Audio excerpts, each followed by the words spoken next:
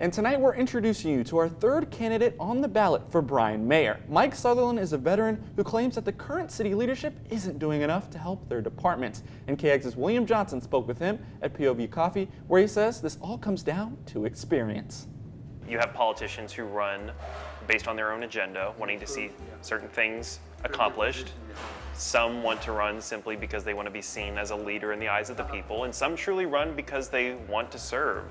Where do you line up with that? My wife asked me that because I'm 76. She says, "What's the matter with you? Why are you running again?" And I couldn't answer her at first. And so I thought about it a little bit. And the next day I said, "You know what? We met and had our first date in December of 1963. We've been married a long time. We got married 2 or 3 years later. Anyway, and so I said, you know what? Right before we met, I had been elected to the student council for the 3rd time. I had been elected to the state president of the Baptist High School Union in Louisiana, and I had been elected drum major. So that's it. I didn't think there was any other thing to do besides serve your fellow man. Then I went in the Army, and that was the same thing. How long did you serve in the military as fire chief? About 3 years. Oh no, about 2 years. It was 2 years. Yeah. And not only that, but I was fire chief of the post, the fire marshal is what they call it. And then I ran the firefighter school for the Army. And my company, I had 400 firefighters and 60 fire trucks. What years was that from? That was a long time ago. I came back from Vietnam in February 70.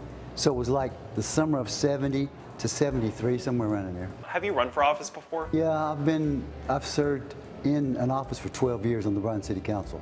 Nice. And I've worked for 18 years around that, staying involved with understanding what's going on, learning the process, helping other people run and that kind of thing. So yeah, I've run 6 times.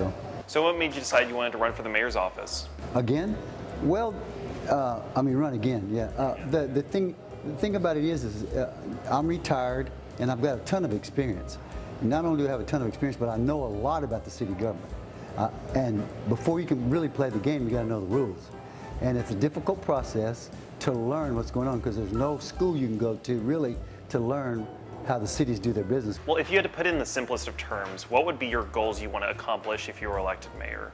The goals, the top 3 is what? Top 3? Top 3. 20 of them. Yeah. Anyway, but the top 3 are the fire and safety. The police department is under tremendous stress now. The fire people get a lot of money. They've been funded over the years, and they're pretty well off. It's still not totally safe. It's a dangerous job, but they're taken care of a lot more than the police are. What are some of the accomplishments you've made on the city level that you really want to build on if you were elected mayor? When I got elected in 06, it was, we were permitting 125 homes, single-family homes. And now it's up to about 1,000. That's a year. Now it's up to about 1,000. And the process was, I tried to seek ways to make it more enticing for the builders to build here, which we waived a lot of permits. It's a lot cheaper to build here than it is in College Station. What makes you stand out as a candidate specifically? Well, because I know the rules, I know the system, and if you know the system, you can play the game better. And it's been my observation that my opponents don't really get into the details. They stay at, 1,000-foot level, and I'm down on the details. Because when you understand the details, you can be more impactful to the system. What are some of those details that you think are crucial to understand? Well, about the tax rate. The tax rate, the argument is that we can't reduce the tax rate because it's going to impact our ability to do projects. Well, if you look at the budget, the problem is the monies for the projects comes from a whole different source.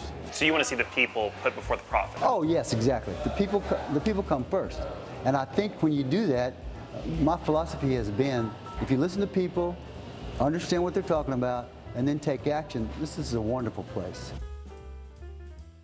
And tomorrow we're on to a new race, speaking with our candidates up for Commissioner's Court. And of course, you can see our first interview tomorrow on KAGS at 6 and at 10.